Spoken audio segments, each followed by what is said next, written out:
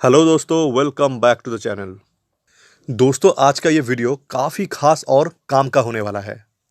तो दोस्तों, जो लोग शेयर मार्केट से जुड़े हुए हैं वो तो इस वीडियो को पूरा देखेंगे ही, लेकिन जो लोग शेयर मार्केट से जुड़े नहीं हैं, मैं उनके लिए कहना चाहूँगा दोस्तों, आप लोग भी इस वीडियो को पूरा देखने की कोशिश कीजिएगा, क्योंकि इस देश की हर एक नागरिक का ज़िंदगी कहीं ना कहीं इस रेपो रेट और रिवर्स रेपो रेट की वजह से प्रभावित ज़रूर होती है दोस्तों। लेकिन कैसे, ये आपको आगे वीडियो में पता चलेगा। तो चलिए दोस्तों, शुरू करते हैं इस वीडियो को और काफ़ी आसान और सरल भाषा में समझ लेते हैं कि ये रेपो रेट और रिवर्स रेपो रेट आखिर होता क्या है। दोस्तों, रेपो रेट को समझने के लिए पहले आपको बैंक का बिजनेस समझना पड़ेगा। जी हाँ दोस्तों, ये जो बैंक्स होते हैं, मतलब धर के चलिए एचडीएफसी बैंक, फिर एसबीआई बैंक, फिर कोटक बैंक, ये जो बैंक्स होते हैं इनका मेन बिजनेस क्या होता है? इनका बिजनेस ये होता है दोस्तों, ये हम पब्लिक को ये लोन देते हैं। जी हाँ दोस्तों, ये जो लोन देते हैं फिर उस पर ब्याज भी चढ़ाते हैं, मतलब इंटरेस्ट। तो मान लीजिए किसी बैंक से हम 100 रुपया लोन ले लिए, मतलब धर के चलिए एग्जाम्पल के तौर पे 100 रुपया हमें लोन मिला। फिर वो बैंक क्या करेगा, इस 100 रुपये पे मतलब लोन पे 10% का इंटरेस्ट भी चढ़ाएगा। तो ये जो 10% है ये क्या है, ये हो गया बैंक का कमाई, मतलब इनकम। दोस्तों, इतना तक तो आपको पूरा क्लियर समझ में आया है। तो दोस्तों, ये बैंक का कमाई धमाई और हमारा लोन लेना, इन सब चक्करों में ये रेपो रेट का क्या खेल है। तो दोस्तों, इसको आप इस तरह समझिए, जब हमें पैसे की जरूरत होता है, मतलब कैश का जरूरत होता है, तब हम क्या करते हैं, बैंक से लोन लेते हैं। किसी भी पर्पज से हुआ, लेकिन हम क्या करते हैं, बैंक से ब्याज पर लोन ले लेते हैं। धर लीजिए 10% ब्याज पे लोन लिया गया। अब दोस्तों, हमारे पास आ गया क्या, कैश, मतलब लिक्विड। जी हाँ दोस्तों, कैश को लिक्विड कहा जाता है। कैश जब मार्केट में बढ़ जाता है तब ऐसा कहा जाता है कि मार्केट में लिक्विडिटी बढ़ गया है। अब हमारे पास अगर कैश रहेगा तो हमें जो मन वो हम खरीद सकते हैं, जितना दाम पे हो मुंह मांगे कीमत दे सकते हैं। मतलब बार्गेनिंग के झमेला में जाएंगे ही नहीं, किसी भी सामान को सस्ते में खोजेंगे ही नहीं। जो जैसा जहां जितने दाम पे मिलेगा उतना दाम पे उठाते चले जाएंगे, क्योंकि मेरे पास पैसा बहुत है। पैसा पॉकेट में बहुत होने से इंसान का दिमाग ऐसा ही हो जाता है कि दर भाव का झमेला है ही नहीं। चलो भाई, जितना कितना दाम है, अच्छा चलो यही दाम में मुझे दे दो। और दोस्तों, ऐसे ही अगर मेरे जैसा सबके पास पैसा रहेगा और सब ऐसे ही करेगा तो फिर क्या होगा दोस्तों, अंदाजा है आपको? तब दोस्तों, मार्केट में हर एक चीज का डिमांड बढ़ना शुरू हो जाएगा। क्योंकि आप कोई भी सामान खरीद रहे हो, चाहे दुकानदार मतलब बेचने वाला जितना भी रेट बोले, आप उतने रेट में ही खरीदने के लिए तैयार हो जाते हो, क्योंकि आपके पास उस समय पैसा बहुत है। तो इस टाइम पर बेचने वाला क्या सोचेगा, वो यही सोचेगा कि अरे वाह, हम तो जो रेट बोल रहे हैं उसी रेट में सामान बिक रहा है मेरा। और ऐसे ही सारे सोचने लगेंगे। धीरे धीरे हर सामान का दाम बढ़ाते चले जाएंगे, क्योंकि वो देखेंगे कि रेट के लेके कोई दिक्कत ही नहीं, जो रेट बोल रहे हैं उसी में पब्लिक खरीद रहा है, तो आराम से हम दाम बढ़ा सकते हैं। बस यहीं से शुरू होता है एक असली और महाभयानक समस्या का, जिसका नाम है इन्फ्लेशन, यानी कि महंगाई। जी हाँ दोस्तों, क्योंकि मार्केट में तो पैसा भरपेट है, सबके पास लिक्विड है, सबके पास पैसा भरपेट है। अब क्या होगा, जो जैसा जहां पे जो जैसा सामान मिल रहा है, जिस दाम पे मिल रहा है उसी दाम पे उठाते चले जा रहा है और बेचने वाला बढ़ाते चले जा रहा है। बस यहीं से इन्फ्लेशन बढ़ता चला जाता है। अब दोस्तों, ऐसे ही करके जब महंगाई बढ़ जाता है तब तो देश का गवर्नमेंट का मिजाज पूरा एकदम फ्रेश हो जाता है। तब गवर्नमेंट क्या करता है, वो सीधा चला जाता है आरबीआई के पास। आरबीआई से जाके कहता है, मतलब आरबीआई से कंसल्ट करता है। तो आरबीआई को कहता है कि देखो आरबीआई, देश में ऐसा ऐसा समस्या हो गया है, महंगाई बढ़ता चला जा रहा है, इसका क्या उपाय लगाया जाए, थोड़ा बताइए। तो उस समय आरबीआई कहता है, देखो एक उपाय है, एक तरकीब हम लगा सकते हैं।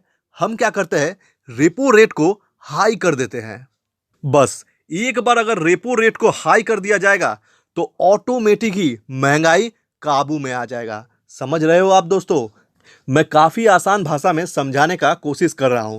आप वीडियो को स्किप करके मत देखिएगा, नहीं तो कुछ समझ में नहीं आएगा।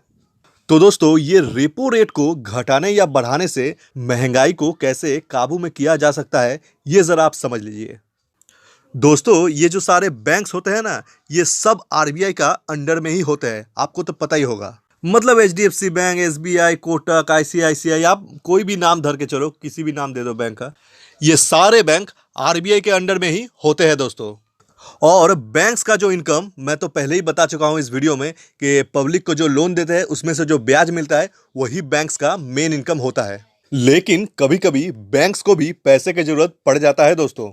हालांकि बैंक के पास पैसा भरपेट रहता है दोस्तों, मतलब हमारे पैसा, मतलब हम जो पैसा डिपॉजिट करते हैं, फिर बहुत सारे इन्वेस्टर होते हैं तो बैंक में पैसा रहता है, लेकिन फिर भी कभी कभी बैंक को पैसे की कमी होता है, मतलब पैसे की जरूरत पड़ जाता है। तो उस समय बैंक्स क्या करते हैं, आरबीआई के पास जाते हैं लोन लेने। जी हाँ दोस्तों, बैंक्स को भी लोन का जरूरत पड़ता है और वो क्या करते हैं, आरबीआई से लोन लेते हैं। और जब आरबीआई इन बैंक्स को लोन देता है तब आरबीआई भी लोन के ऊपर ब्याज चढ़ा देता है। तो ये जो ब्याज लोन पे चढ़ता है आरबीआई के तरफ से बैंकों के लिए, इसी को मतलब यही ब्याज को, इसी इंटरेस्ट को कहा जाता है रेपो रेट। जी हाँ दोस्तों, आरबीआई के तरफ से बैंक्स को जो लोन दिया जाता है उस पे जो ब्याज चढ़ता है उसी को रेपो रेट कहा जाता है।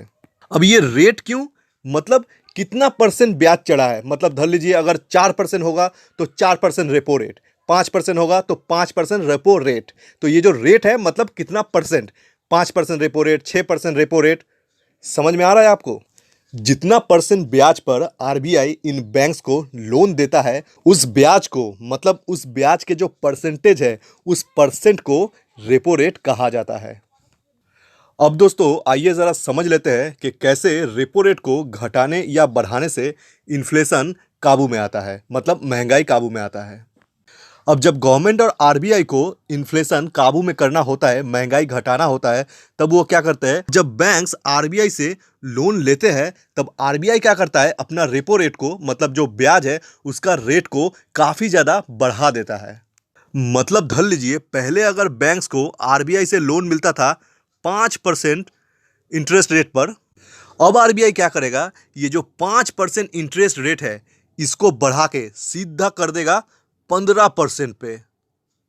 मतलब क्या हुआ, रेपो रेट को आरबीआई बढ़ा दिया, रेपो रेट को हाइक किया। क्यों किया, महंगाई को कम करने के लिए। अब देखिए महंगाई कैसे घटता है, ऑटोमेटिक घट जाएगा। अब दोस्तों बैंक्स को तो आरबीआई से लोन मिला है 15% ब्याज दर पर।